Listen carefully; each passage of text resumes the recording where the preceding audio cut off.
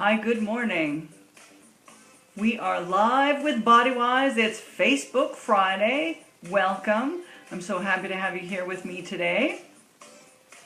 Let's wrap on the music. I just want to let you know that my name is Dawn Spiegelberg, if you don't know me already, and my business is BodyWise Bodywork, which is themed by moving your body. Moving your body frees your mind and elevates your spirit. This week we talked about what was in my water, and it was Egyptian licorice. Great fun chatting about that. I had some good feedback that some people like licorice and some people do not. So if you don't like licorice, don't drink it. This week we're going to talk about body integration. What does that mean? You'll find out soon. First, I want to do a couple of spout abouts. For all those you listening, all of you out there listening, I want to say thanks. We've got some old faithfuls: Marissa Krause, Kim Lillian. Welcome. I also want to say thanks to Kathy Crown, who is no longer on vacation, so she's not listening live anymore. And Andrea Schaefer, a great PT in Bothell. If you need some physical therapy, please go find Andrea Schaefer at Bothell Physical Therapy right downtown Bothell. So today we are going to discuss what body integration means, what BodyWise Bodywork does for you, and why it's so important. First, some statistics. So the bad news is 2/3 of Americans are overweight, according to the U.S. Health. I don't know if the FDA agrees with that, but Americans are bigger and bigger than they've ever been. What's interesting is you can notice the trends in how big people are if you look at movies. So, for example, look at the Charlie and the Chocolate Factory that Gene Wilder did, and notice the kid in that movie that's supposed to be the big kid. And when you compare that to the more recent Willy Wonka's Chocolate Factory, and that was with Johnny Depp, I believe. Look at the size of the kid that was supposed to be big in that movie. There was a very, very large difference between the two of them. So big nowadays is much, much bigger. So 2/3 of Americans are considered overweight. 1/3 of all Americans are obese. So why do researchers, why do the Americans who study this, FDA, all those great people in the health world, why do they think that people are now bigger? It's interesting because when you look up the research, it says that the studies are really inconclusive. They don't know exactly why. That's odd. But guess what else is going on, right? So the numbers of diabetics is going up. I believe that's one of the top 10 killers in the United States today. Cardiovascular disease is one of the top 10. Why do we have so much cardiovascular disease? Why is high blood pressure a problem? And cardiovascular disease covers a broad spectrum. So there's high blood pressure, there's atherosclerosis, arteriosclerosis, high cholesterol, all these things, crazy. And all those are contributors to the obesity epidemic that's going on. So researchers are saying they don't know why, but they are looking at a few things in particular. 3, in fact. The first one is people now are eating bigger portions. Along with bigger portions, perhaps comes bigger plates. So that's kind of funny to consider that people are eating more food and putting more food on their plate. But I've also noticed a trend in people going back for seconds. So not only do I see the first plate of food that they eat covered and heaping, it's not just food on your plate, but it's food rising off of the plate. That's pretty dramatic. but then they go back for seconds on top of that.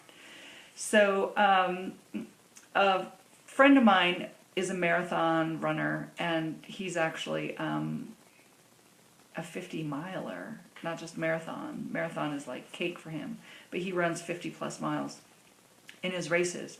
And he eats a lot of food, but even he doesn't heap his plate, which is fascinating because he works out so much.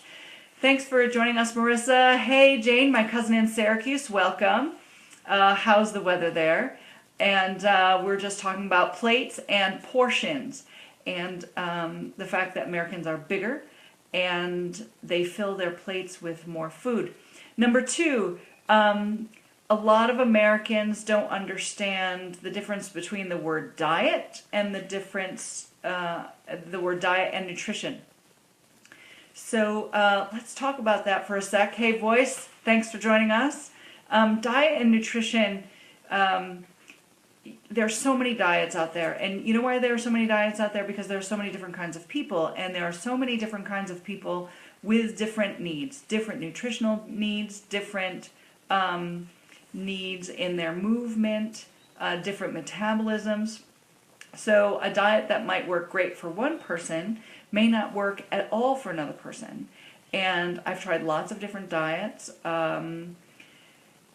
and I found the diet that works for me. And the diet that works for me actually is a complete nutrition change. So nutrition has to do with the kinds of foods you eat. There are 3 major types of food considered macros. So when someone says, oh, I got my macros in today, you will know they're discussing the 3 types of food. So the first one is protein, the second one is carbohydrate, and the third one is fat. So when someone says macros, they're talking about the 3 things that make up the kinds of things that we need to get in our diets, which make diets either nutritional or not nutritional based on the percentages of those 3 things: protein versus carbohydrate versus fat. If you look at the food pyramid that is the current standard in America, you'll notice there's a big change from what the food pyramid looked like. It wasn't even a pyramid back in the 40s, 50s, 60s when they first introduced it. So that's fascinating. Why have they changed it? Not only have they changed it, and people are bigger now. So, did they change it for the better? Did they change it for the worse?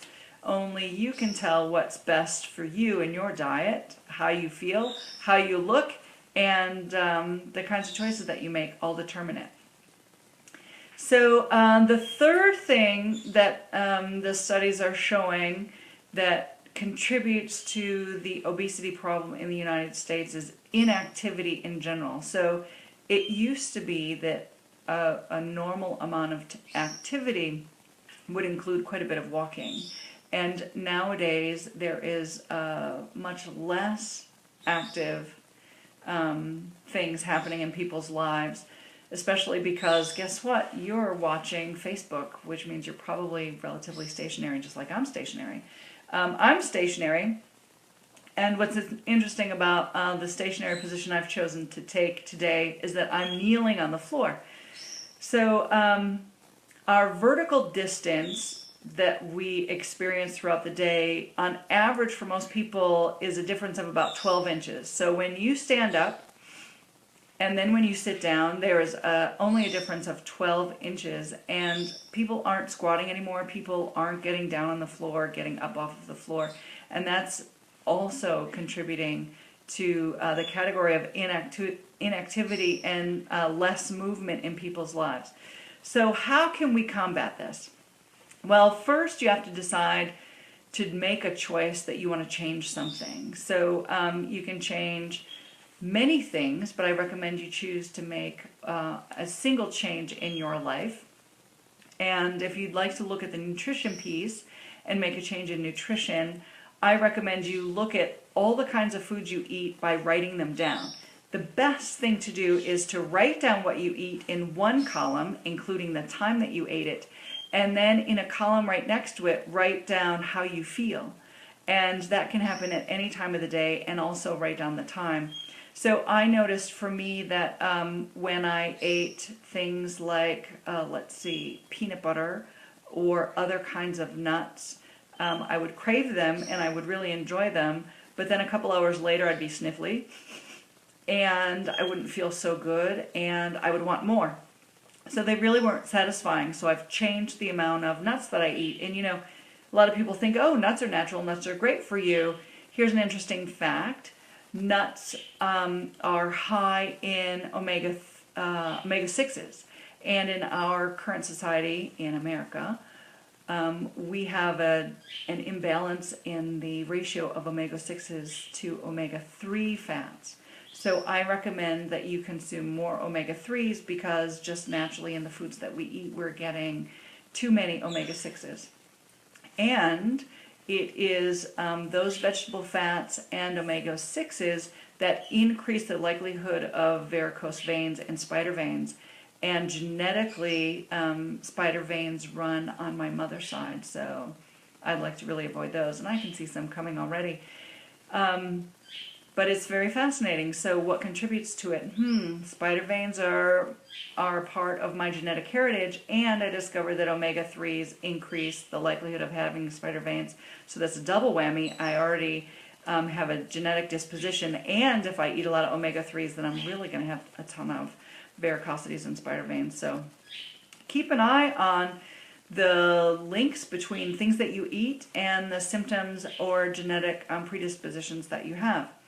So if you'd like to make a change to your movement, I highly recommend that you move in ways that increase the number of muscles that you have to engage. So at BodyWise, I'm really excited because I teach people how to add to the movements that they're doing already. For example, sitting and standing. I teach them how to do it in a different way so that it engages more muscles. So that every time they sit and every time that they stand up, they're actually getting a mini workout. And it's already a part of the kinds of things that they do throughout the day. So that's fun, and I love what I do. And for all those people out there who are interested or who would like to know more or who recently received a snail mail letter from me, I am starting on Monday a body integration class regarding original strength. So if you look at kids and younger children, you'll notice that even in pictures, they are in balance. They stand up straight, they squat down with their heels down. When they bend forward, their back is straight. They're in really good balance. And why is that? Because they had to be in good balance to learn to sit up straight. So it started with beginning to lift our heads, then learning to sit up. You need to sit in balance, and we're using our muscles in really good harmony in order to make those things happen. And then, of course, learning to walk, there's a lot of balance happening too. So I'm starting classes next week. I will do my best to record them so that we also have digital versions. And if you're interested in that class or the information of the class, it's happening here in Bothell, and it's called Body Integration, Original Balance Restored, Your Original Balance and Strength. So that's fun because guess what? When you make better choices in your nutrition and when every movement is engaging more musculature, you're getting healthier and you're burning more calories every minute of the day. So how can that be bad? It's actually awesome for you. Let's see, can I tell you the website for more information?